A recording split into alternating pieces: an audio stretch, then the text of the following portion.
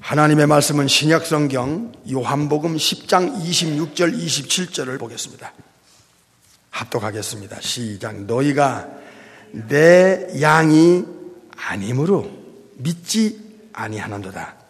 27절. 내 양은 내 음성을 들으며 나는 저희를 알며 저희는 나를 따르느니라. 아멘. 오늘은 영혼 진단이라는 제목으로 말씀을 봤습니다. 영혼은 비물질이며 육체 안에서 육체를 움직이는 생명체입니다. 영혼은 눈에 보이지 않으면서도 육체를 도구로 사용하는 인격체입니다. 그러니까 이 혼안에 있는 그의 깊은 그 내면의 속에 도사리고 있고 감춰져 있는 그것은 반드시 어떤 상황이 오면 언어를 통해서 밖으로 표현한다는 거예요. 여러분의 말이 여러분 속에서 나옵니다. 마가 7장에 나오죠. 그래서 말을 들어보면 저 사람의 영혼 상태가 그냥 그림으로 그려집니다. 이것은 예수님이 알려주셨기 때문에 아주 쉽게 사람을 분별할 수가 있습니다. 지금이 마지막 때이기 때문에 사람 분별이 중요합니다. 왜냐하면 그 사람 영혼 안에서 어떤 영이 역사하는지는 그건 밖으로 반드시 노출되기 때문에 그 영혼을 진단할 수가 있는 것입니다. 두 번째로 시대 분별입니다. 지금이 어떤 시대고 어디쯤 이 시대가 가고 있는가에 대한 시대를 분별하는 눈이 필요합니다. 세 번째는 영을 분별하는 분별력이 중요합니다. 이 세 가지 분별력은 본어게인 크리스찬에게는 반드시 있어야 속지 않고 분별을 함으로써 어디를 향해 가고 있는지를 그리고 왜 사는지에 대한 명확한 정체성을 갖게 되는 것입니다. 어떤 사람의 언행은 그 사람 속에서 들어있는 것이 밖으로 노출되기 때문에 영혼이 눈으로는 안 보이지만 말을 통해서 우리의 그 이미지가 형성이 돼요. 아, 저 영혼은 저 상태구나. 저 사람이 저렇게 행동할 때는 이유가 있구나. 저 영혼 상태구나 하는 겁니다. 우리가 애들의 얘기를 들어보면 나이를 대충은 측정합니다. 어떤 사람이 어떤 말을 들어보면 그분의 영혼 안에 있는 지식의 정도를 측정합니다. 그 사람의 행동을 이렇게 보면은 저 사람의 사는 목적이나 삶의 철학이나 가치관이나 인생관이 이미지로 그려집니다. 우리도 모르는 사이에 이 땅에 발자취를 남겼습니다. 누군가 우리에 대한 이미지는 그의 생각 속에 마음 속에 이미 찍혀 있습니다. 그것은 우리 스스로 그렇게 말했고 보여줬기 때문에 그렇게 상대방은 느끼게 된 것입니다. 오늘은 영혼 진단이라는 제목으로 말씀을 봤습니다. 예수님은 이렇게 말씀했습니다. 너희가 내 양이 아니기 때문에 나를 믿지 않는다. 내 양은 특징이 있다. 내 음성을 알아듣는다. 예수님이 어떤 말씀을 가리키든 2000년이 지난 지금에도 예수님이 입에서 나온 말씀들이 그 약속들이 그의 영혼 속에 들어갑니다. 예수님의 음성으로 그의 영혼 속에 들려집니다. 예수님이 누구인지를 알기 때문입니다. 내 양은 나를 안다고 했습니다. 우리는 어떻게 영혼을 진단합니까? 대충 8가지를 가지고 진단할 수가 있습니다. 대개 병원에 가면 의사들이 어떤 환자에 대해서 진단하는 그 잣대가 있지요. 기준이 있어요. 근데 성경에 보면 대충 진단할 수 있는 진단의 그 기준이 잣대가 한 8가지 정도 됩니다. 첫째로 고백이 다릅니다. 진짜와 가짜는 예수님의 참 양과 예수님의 양이 아닌 자의 고백은 분명히 다릅니다. 예수님을 자기 주인으로 인정하는가? 고백할 수 있는가? 예수님이 4,000년 동안 예언했던 바로 그 메사야, 메시아, 그리스도라는 것을 인정하는가? 엉투장투 않게 전혀 4,000년 동안에 예언된 그분이 아닌 자기 생각으로 그 그림을 그려가면서 예수님을 생각하는 그 예수님이 아니라 구약의 창세기 3장 15절에서부터 여자의 후손에서부터 처녀가 잉태의 아들을 낳을 것이요, 그리고 전능하신 하나님이 한 아들로 이 땅에 태어나는 바로 그분, 그래서 십자가에서 죽으셔야만 하는 바로 그분, 베들레헴에 탄생하는 바로 그분이 예수님이 맞다. 그분이 나의 주인이다, 나의 구세주다. 고백이 있다 얘기해요. 가룟 유다는 예수님에 대한 고백이 없었어요. 그는 예수님의 껍데기 제자고 껍데기 사도였습니다. 그래서 신앙은 껍데기로 평가할 수가 없습니다. 어떤 면에서는 직분과 연조는 가룟 유다를 보면 별개의 문제일 수도 있다는 것입니다. 가룟 유다는 예수님을 이 우주 안에 유일한 세이비어, 구세주로 고백한 적이 없습니다. 예수님을 자기 인생의 주인으로 고백한 적이 없습니다. 주인은 지난번에도 몇 차례 말씀드렸습니다. 창조주가 피조물의 입장에서는 주인입니다. 만드신 분이 주인이지. 두 번째는 죄에서, 사탄에게서, 지옥에서 건져주고 천국 갈 수 있는 모든 조건을 넣어줘서 영원한 운명을 바꿔주신 그분이 주인이 될 수 있습니다. 이 두 가지를 인정할 수 있는 사람은 예수님을 주인으로, 우주 안에 이런 분이 어디 있어요? 참 하나님이며 참 인간, 이 양성을 가진 예수님 외에 인류의 구원자가 어디 있어요? 영적인 것을 여러분이 분별할 수 있고 영적인 것이 여러분의 영혼 속에 들어갈 수 있는 고백은 자기 영혼 상태를 보이지 않는 영혼 속에 있는 신앙을 입으로 노출하는 거예요. 예수님에 대한 고백이 여러분에게 있습니까? 무슨 고백입니까? 마태 16장 17절이 여러분의 고백이 되어야 됩니다.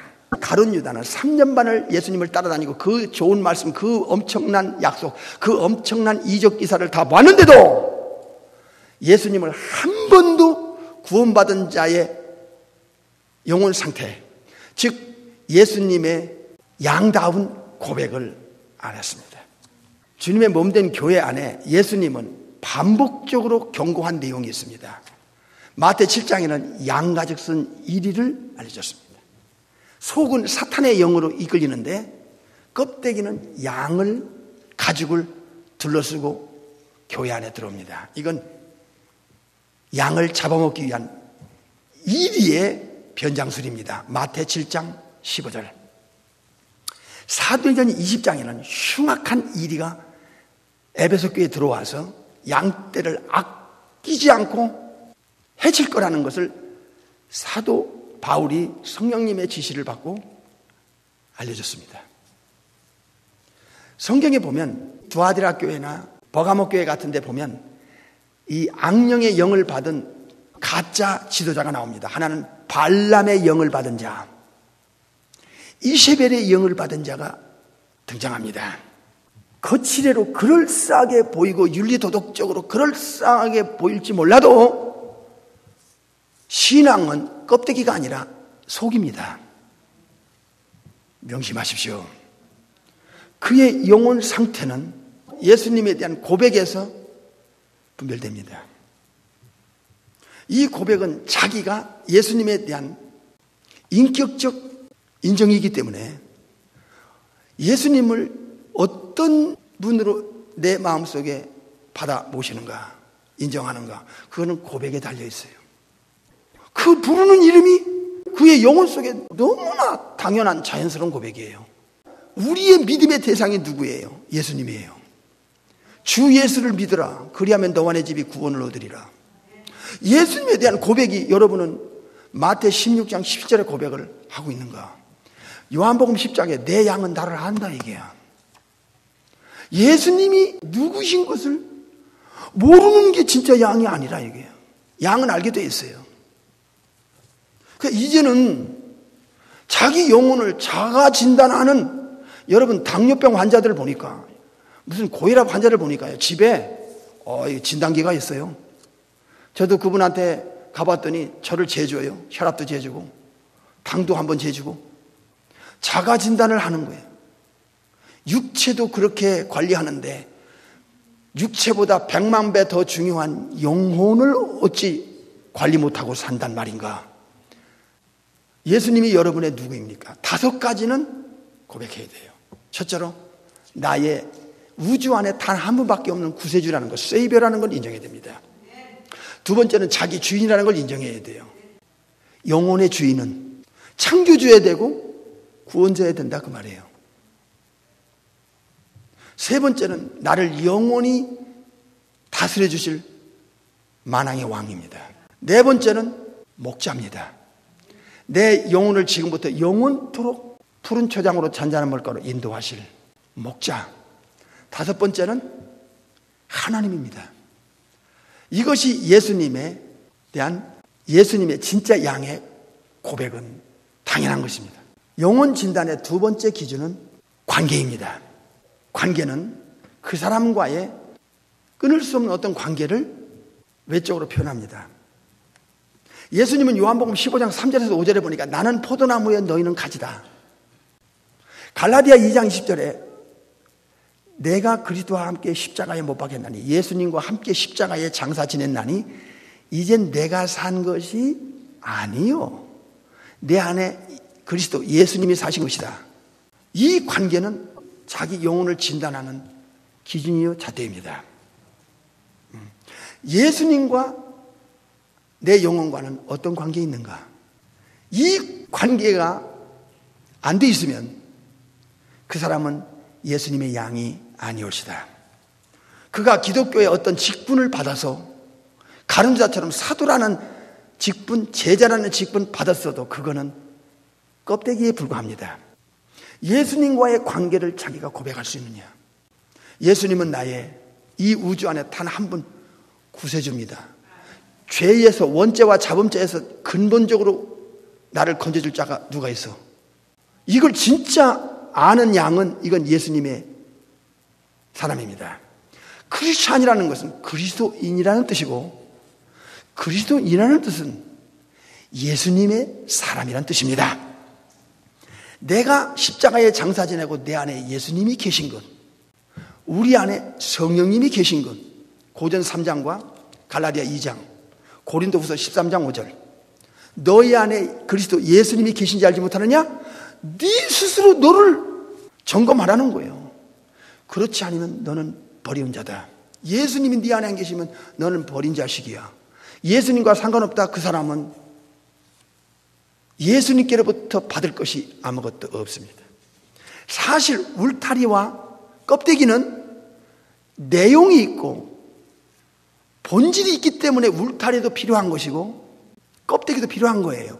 그 우리 콩이라든가 별이라든가 곡식을 보세요. 얇은 껍데기로 하나님께서 덮어주셨어요. 왜요? 알맹이를 위해서요. 우리가 쓴 약을 먹을 때 캡슐 안에 넣어줘요. 캡슐 자체는 의미가 없어요.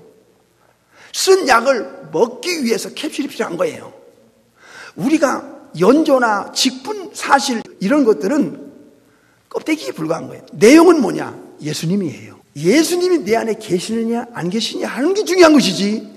그러기 위해서 예수님이 계신 분에게는 껍데기가 있어야 되고 캡슐이 필요하듯이 말입니다. 예수님과의 나와의 관계가 안 되면 사실 다 소용없는 겁니다. 임종 앞에 가보십시오. 죽음 앞 문턱에 서보십시오. 예수님이 없는 그 영혼은 껍데기 화려한 것으로 포장해봤자 소용없습니다. 주님은 절대로 속지 않습니다. 우리 예수님은 전지한 그 절대적 속성을 갖고 계시기 때문에 우리의 영혼 상태를 꿰뚫어 보시기 때문에 절대로 속지 않습니다. 예수님과의 관계가 여러분은 되어 있습니까? 제대로 된 관계가 되는 사람은 예수님과 끊을 수 없어요. 로마서 8장 35절에 누가 그리스도 예수님의 사랑에서 끊겠느냐? 환경이 어쨌든 분위기가 어쨌든 인간관계가 어쨌든 지금 처지가 어쨌든 입장이 어쨌든 상관없어요. 이건 못 끊어요. 이 생명력이 사실은 무섭습니다. 순교자가 나오는 이유가 여기 있는 것입니다. 현대 교인들이요, 2000년이 지난 현대 교인들이요, 여러분은 무엇을 들었고 무엇을 배웠고 무엇을 알고 있습니까? 세 번째로 따르는 대상이 누구냐는 것입니다. 불신자와 신자는 따르는 대상이 전혀 다릅니다. 에베소 2장 2절에 보면 사탄 마귀 귀신을 따르는 난 크리스찬의 영혼 상태를 알려주고 있고요. 사람은 돈들 벌고 공부를 하고 직장을 다니고 사업을 하고 자식을 기르고 살아가지만 그건 육신적인 삶이고, 영혼은 둘 중에 한 곳에 커넥션이 되어 있고 둘 중에 한 곳에 컨트롤을 받고 둘 중에 한 곳에 지시를 받고 따라가요.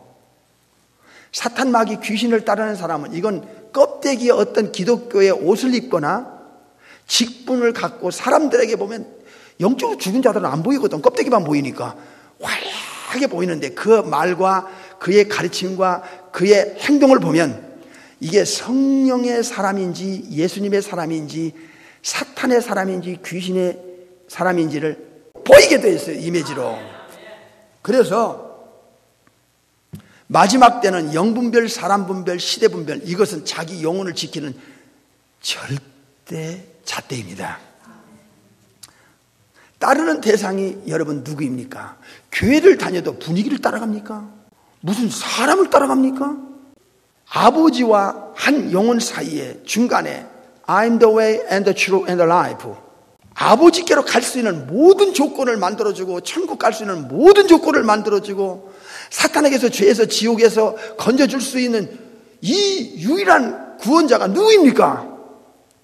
예수님 밖에도 구원이 있다고 하는 기독교의 옷을 입거나 직분을 가진 자는, 이 사람은 제2의 가룟 유다는 분명합니다. 어떻게 비슷합니까? 껍데기는 기독교의 직분을 가졌고 화려한 기독교의 옷을 입었다 할지라도 그의 영혼은, 이거는 사탄의 영에 이끌리는 사람입니다. 수많은 사람들이 지금 이종교, 저종교, 우상숭배, 진화론, 무신론, 샤머니즘, 사탄숭배 수십억이 끌려가고 있지 않습니까? 그 에베소 2장이 맞단 말이에요. 마지막에는요, 어떤 이유 핑계 대면서 자기 합리화를 하면서 자기 애비에게 돌아갑니다. 자기 아비가 하나님이면 죽어도 예수님을 따라가게 돼 있어요. 왜? 예수님을 통해서 through Jesus, 예수님을 통해서 아버지께로 가요. 예수님이 안 데려가면, 천국 갈 수 있는 조건을 다 해결해 주지 않으면 누가 천국을, 우리 영혼을 데려갑니까? 임종 앞에서. 천사도 자기 마음대로 안 돼요. 천사도 예수님이 지시를 해줘야, 명령해줘야 특정한 영혼에게 가서 영혼을 천국으로 모시고 가는 거예요. 누가복음 16장 22절처럼 결정적인 영원한 운명은 예수님 손에 있어요. 그래서 아버지의 성부 하나님의 고유 고난 중에 하나인 심판권을 그 아들 성자 하나님 예수님에게 넘기지 않습니까? 산자와 죽은 자를 심판하실 예수 그리스도임을 잘 알고 있잖아요. 주님이, 예수님께서 이 마지막 때 천국의 일꾼으로, 군사로, 사명자로 쓰시려면 연장이 준비되어야 되잖아요. 연장이, 영혼 상태가. 네 번째로 생각이 달라요. 로마서 8장 5절에 보니까 영적으로 죽은 사람은 육신의 생각만 하고 하루를 지내요. 1년을 지내요. 일생을 지내요. 그 영혼 상태가, 영적인 기능 상태가 영적인 것을 생각할 수 있는 조건이 안 돼 있어요. 그래서 맨날 생각하는 게 예수님을 믿기 전과 교회를 다니는 후에도 똑같아요. 껍데기는 다른 것 같지요. 교회를 안 다녔을 때와 교회를 다니는 것. 몇 년만 지나면 그럴싸하게 교회를 알아요. 이 교회가 어떻게 돌아가는지를. 근데 영혼은 거듭나지 않으면 영적인 것을 생각하지 않아요. 그 가치를 느끼지 않아요. 영적인 가치 때문에 인생이 바뀐 게 없어요. 여러분, 올드맨과 뉴맨에 대해서 제가 누차 반복드렸어요. 영적으로 죽은 자와 산 자, 이 세 사람은 영혼 속에 새 것이 들어가 있다고 그랬잖아요. 새 것이 세 가지가 들어갔다고 가르쳐 드렸어요. 새 것이 들어가면 영혼이 바뀌어져요. 성령님이 들어간 영혼 상태니까 당연하죠. 새 것은 새 것을 원하고 새 것을 추구하고 새 것을 중요시 여겨요. 거듭난 새 사람, 새로운 창조물, 새 사람은 새 영, 새 마음, 새 생명이 들어가 성령이 그 세 가지 기능을 가지고 워킹하기 때문에 새로운 걸 원해요. 새로운 것은 누구 거예요? 예수님 것이고 성령님의 것이고 천국 것이잖아요. 그러나 영적인 것을 그는 알고 있고 느끼고 있고 중요시 여기고 생각하고 그거를 위해서 시간도 젊음도 인생도 그쪽으로 방향이 전환이 돼 있어요. 그러니까 인생의 어떤 그 영적 패러다임이 바뀌어진다니까요. 이거는 너무나 자연스럽게 오게 돼 있어요. 여러분의 생각을 스스로 진단할 필요가 있습니다. 다섯 번째는 발견한 자냐 발견하지 못한 자에 따라 달라요. 마태 13장에 보면 천국을 발견한 자는 달라요. 전혀 달라요. 이 땅이 다가 아니네. 아니 죽음이 끝이 아니네. 아니 지구 밖에 영원한 두 세계가 기다리고 있네. 지구 밖에 천지를 창조한 하나님이 계시고 예수님이 왔다가 다시 천국으로 가셨는데 지구 밖에 분명히 있어. 영혼은 안 죽어. 이건 발견자예요. 아니 영원한 것을 발견했는데 순간 것을 위해서 영원한 걸 포기하겠어요? 뒷전으로 제쳐놓겠어요? 아니 자기를 진단해 보세요. 여러분이 진단하고 알 수 있도록 도와주는 게 목사예요. 이게 캐리그마의 본질이라고요. 디다케의 본질이에요. 교육의 본질이에요. 그런데도 자기가 자기를 진단하지 않는다. 그건 목사 책임이 아니죠. 자기가 자기를 모른다 그러면 여러분의 영혼은 진짜 새 사람인가에 대해서 자신이 한번 좀 의심해 보세요. 다른 거는 실패할 수 있어요. 다른 사람이 좋아하는 것도 자기가 원치 않으면 포기하는 거예요. 어떤 사람은 돈 벌을 만큼 벌었으니까 더 이상 자기는 돈 벌기 쉽지 않다고 그 좋은 가게 팝디다 장사가 잘 되는 가게를 팔아요. 세상은 그럴 수 있어요.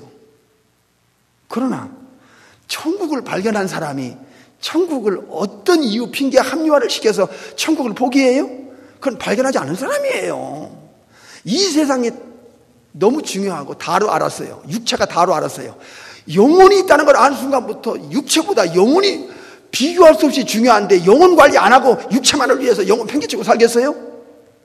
그게 신자입니까? 아니 천국을 발견하고 지옥을 알았다는데 영원한 세계가 있다는데 이 땅이 다처럼 하루하루 살다가 죽어요? 이건 발견하지 않은 자죠. 거듭나면 이미 요한복음 3장 3절에 영적인 세계 내세관이 들어가게 돼 있다고 주님은 말씀해 주셨잖아요. 여섯 번째로 사는 퍼포스, 목적이 달라요. 무엇을 위해 살 것인가? 누구를 위해 살 것인가? 어디를 향해 가는 것인가? 이건 자기의 가치가 내가 무엇을 더 중요히 여기는가에 의해서 목적이 바뀌게 돼 있어요. 지금까지 중요한 거 중요하죠. 이 땅에서 살고 있는 동안은 육체가 중요해요. 그런데 비교할 수 없는 더 중요한 걸 발견한 사람은 당연히 더 중요한 것에 무게중심이 가지요. 안 그래요? 이해가 안 가면 참 위험한 거예요. 어려운 말씀이 아니잖아요. 이게 무슨 영어도 아니고 무슨 스페니시도 아닌데. 마지막으로 본질과 비본질에 대한 분별력이 있어요. 우리가 사람들하고 살면서 이런 대화 저런 대화 하지만 육신의 문제를 놓고 얼마든지 대화를 해요. 정치 문제, 경제 문제, 건강 문제, 자녀 문제, 어떻게 살아갈 문제, 무슨 취미생활, 이것 얼마든지 사람 사이에서 대화하는 거예요. 이것도 우리 육신의 삶에서 중요하죠. 그런데 거듭난 새 사람은 그게 다가 아닌 거예요. 더 중요한 것을 발견한 사람들까지 내가 변한 만큼 상대방도 변한 사람들의 그 공통 분모에서 나오는 대화가 그에게는 더 중요한 거예요. 그러니까 거듭나지 않은 자와 거듭난 자의 대화는 한계가 있어요. 어느 순간에 딱 벽에 부딪혀요. 아니 어떻게 이 사람 교회를 다닌다는 사람이 대화의 한계가 육신적인 것밖에 없냐? 하루 종일 살면서 1년 내내 살면서 그런 내용이 없냐? 내가 주님을 위해서 어떻게 살 것인가? 지금까지 잘못된 살아온 삶을 어떻게 방향 전환을 통해서 내가 인생을 살아갈 것인가? 떳떳한 양심을 가지고 죽을 수 있는 무언가가 그에게는 자연스럽게 나와요. 하고 싶은 마음이. 비본질을 가지고 살아왔어요. 근데 본질을 알게 됐어요. 아까 말씀드렸죠. 캡슐도 중요해요. 왜? 쓴 약을 먹으려고 하면 그거 못 먹어요. 그러면 캡슐 안에 그 약을 넣어서 먹는 거예요. 캡슐도 중요하죠. 그러나 캡슐은 비본질이고 캡슐 안에 있는 약이 본질인 것처럼 우리가 영적인 가치와 예수님을 통해서 얻어지는 모든 그 영적인 가치는 이게 본질이고 그 본질을 위해서 비본질 캡슐도 필요한 거예요.